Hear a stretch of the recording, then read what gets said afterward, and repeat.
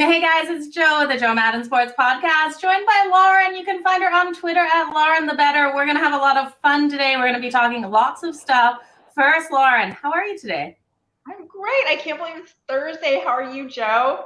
I know it's Thursday. It feels like it was just yesterday that I was one day away from Canada Day. So, we're celebrating Canada Day coming up. And then we have the weekend, July 4th. How was your Independence Day?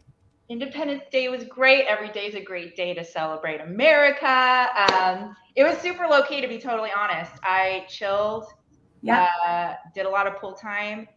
4th of July in Texas is an experience, to say the least.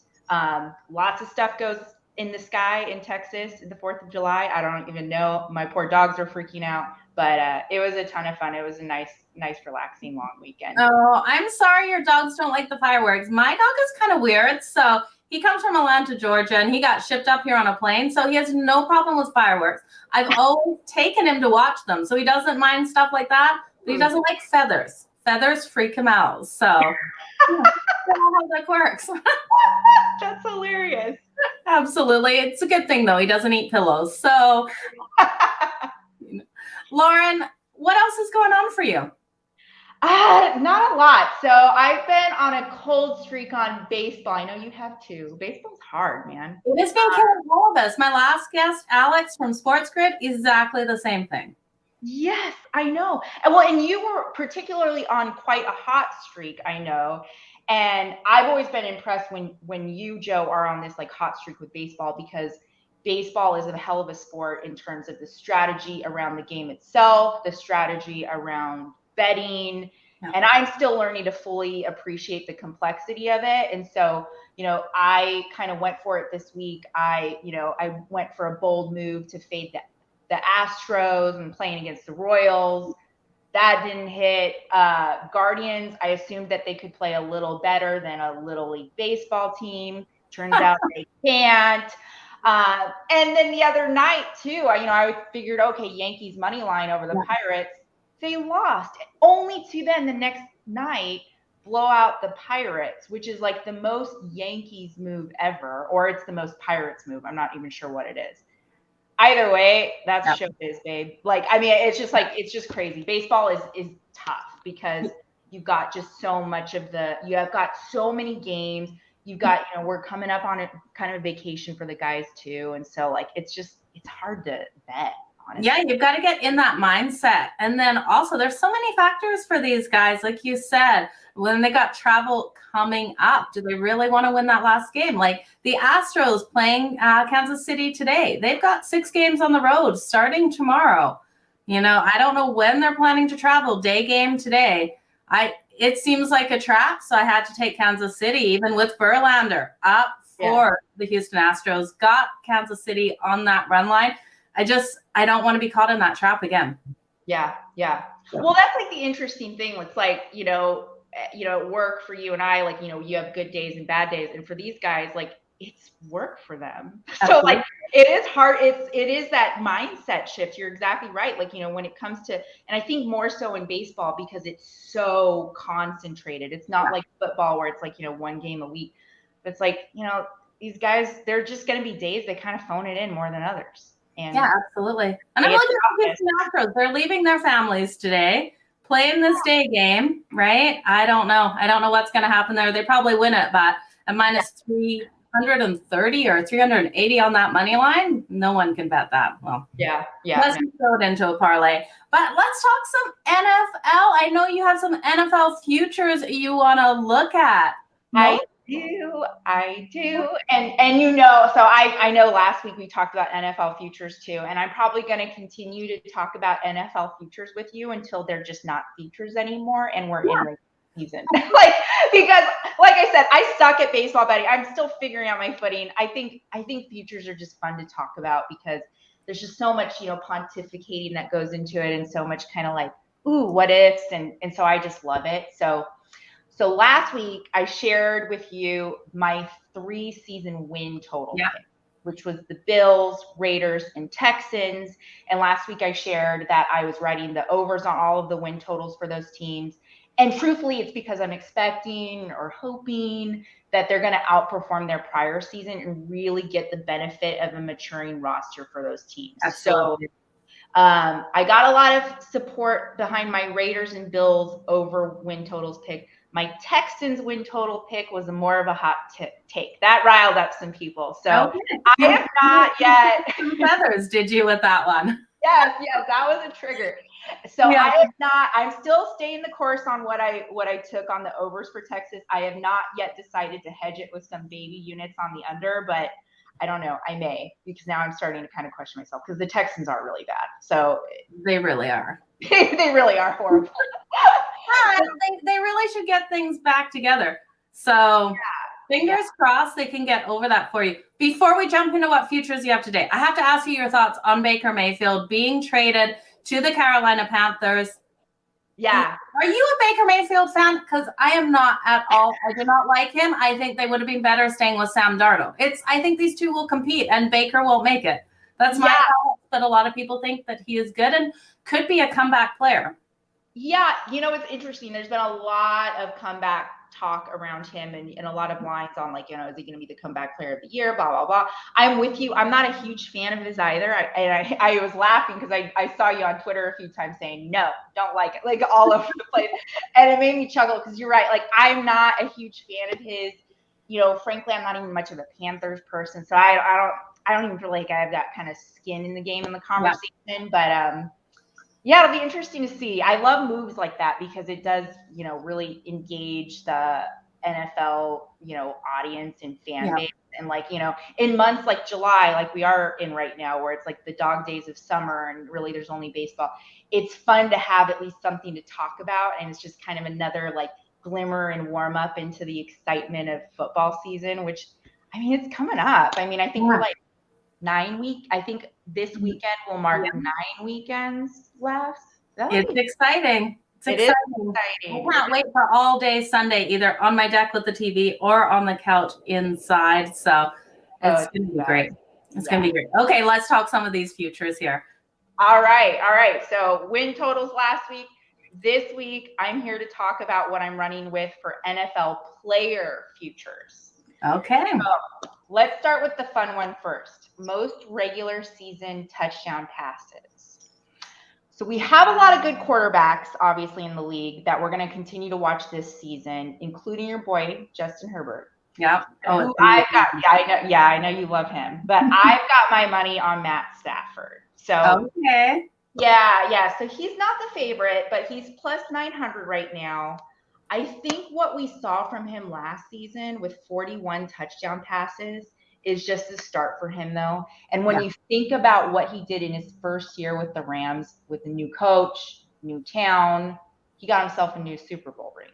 So think about what he's going to do in year 2. So I think that what we saw from him last year, and we saw a great year for him last year, I think we're going to see more. So I'm riding him to the top on that one. Yeah, I like it because he has the weapons around him. He's got Cooper Kupp. He's got so many wide receivers that he can get that ball to. He can trust in. We saw him go from 26 touchdowns with the Lions to 41. I'm with you. I think with this system and he can trust these receivers, I think it's a great way to go, Lauren. Yeah, thanks. That makes me feel good too. But yeah, I think he's great. So I'm going to roll with him, but it's a tough one. There's a lot of great quarterbacks in the league. And so it kind of becomes a matter of everyone's just got to stay healthy. If they perform how they've historically performed, we're going to see great performances out of a whole cast of quarterbacks. And so obviously that always keeps the game very interesting. But yeah, we'll see what Matt Stafford can do for me this year.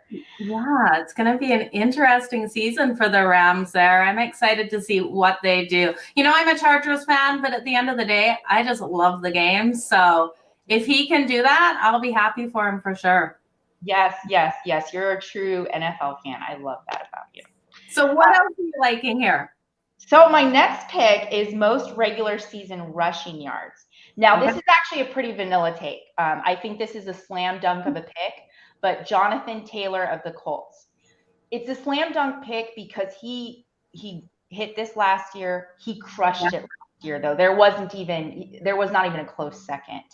I'm partial to him too, I must say, because I placed second in my fantasy football team at work. Nice. And Jonathan Taylor was like pretty much at the core of that. So was Josh Allen, which is why I also have a soft spot for Josh Allen. But Jonathan Taylor like took me to second place in my fantasy football league, but he's amazing. He rushed over 1,800 yards last season and led the running back pack by a long shot.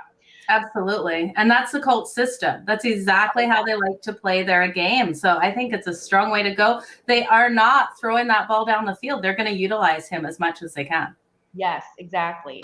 Now he's at plus 450 right now, which is interesting that he's that juicy, because to me it's like it seems such like a pretty straightforward pick. But that's even why this pick is attractive to me, because like it is pretty juicy. So I know, there's some questions with Matt Ryan, obviously, on the Colts now, like what will that mean for Jonathan Taylor? I think Matt Ryan is ultimately a better quarterback than what Jonathan Taylor's had before. Yeah. So I think it's going to ultimately keep Taylor at the top. Now I know there's always going to be kind of that debate with Derrick Henry, because, he's someone to watch, obviously. He's a pretty highly favored second favorite. If he can stay healthy. He needs to stay healthy. Exactly. And I think the Titans have just kind of lost too many key guys that I don't think he's going to be the contender that we want him to be, that I think he can be. I think he deserves to be. I just don't, know if around him, like it's going to be a big year for the Titans this year, and by extension, Derrick Henry. So pains me to say, I really want him to do well. I just don't think he's gonna be the guy this year. Yeah, absolutely. I'm with you on that one. I think it will be, I don't know. I just look at him and I think the injuries, I cannot see him getting this future here. I like Jonathan Taylor way more. I think you're going a smart way with this, especially with the Colts gameplay. And I think it's going to be a good one. I know you got one more for us. What else are you looking at? One more, little less safe. So that was a good segue, because this is a little bit more my wild card pick, which is my regular season receiving yards pick. Okay. So this won't be that surprising to you, though, because it's a Raiders player, and I have a soft spot for the Raiders, and I have a very soft spot for Davante Adams, which is why I'm actually going to throw my weight on him for this one. Okay. At plus 1,200. No, obviously not the favorite. I think he might be fourth on the rank stats there. I'm very optimistic about what he's going to do for the Raiders this year. I saw seen what he could do for Green Bay and Aaron Rodgers. Obviously, that guy can make magic happen. Not hard to make magic happen when your quarterback is Aaron Rodgers, obviously. But Derek Carr's a great quarterback. And I think that, again, like I mentioned last week, you pair Derek Carr and Davante Adams together, and I think that Davante will easily prove himself to potentially be the best wide receiver in all of the league. So for that reason, my optimism around generally the Raiders this year, I'm pushing forward for that pick, Davante. Yeah, I do like this one. I really do think Derek Carr is underestimated. I know we talked about it before, but with the right weapons, and that's what I think that's why Carr gets a bad end of the stick in the public, because he does need the weapons, but he doesn't need the weapons as much as some other quarterbacks do. Like there's a lot of quarterbacks that need those weapons, otherwise they're not going to have a good season at all. Derek Carr still is able to get something done with not as talented players. So giving him Davante Adams here, it's probably going to be magical. Not that I really want to see it happen for your Raiders, but I could see it being a magical combination with those two, Lauren. Yeah, I hope so too. I think Davante Adams has a long career ahead of him, and I think obviously that played into some of his decision moving from the Packers over to the Raiders. And I see him as a guy who I think is going to just, we're going to talk about him 20 years from now, honestly. Like I think he's going to change the game for the wide receiver position. Oh, absolutely. Hall of Fame player right there. The quarterback I was thinking of that really needs weapons, Jared Goff. Jared Goff needs those solid players around him. If he doesn't, he just can't get things done. I was drawing a blank trying to think of exactly who I like there. So I would take him definitely to have a harder season. I just want to give a shout out to people jumping in here and saying, hi, appreciate you guys. Lauren, what else is happening this week for you? What else is happening this week? Kind of same old. Probably going to do some more MLB picks. I've been getting a lot of awesome, input from some of our community. That's great.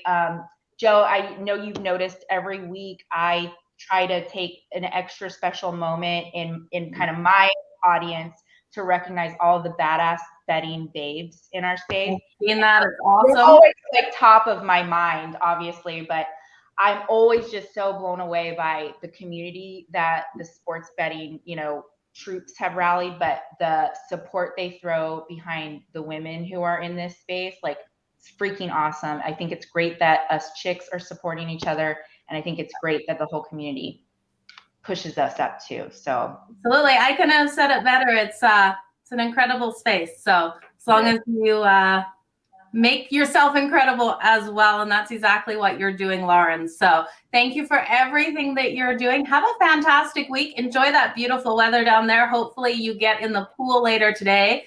Enjoy it for both of us, because I'm cloudy and overcast and not too nice out this way. Awesome. Great seeing you, Joe, and I'll talk to you soon. Enjoy your week. Awesome, Lauren. Please let everyone know where to follow you on all social media. Follow me on Lauren the Better. I'm on Twitter, Instagram, TikTok, and happy to always say hi to anybody who wants to say hi. Awesome. Thanks, Lauren. You guys make sure you go over and give her a follow. I'll be back with another Joe Madden Sports podcast at the top of the hour, talking some MLB picks. Thanks, Lauren. Bye.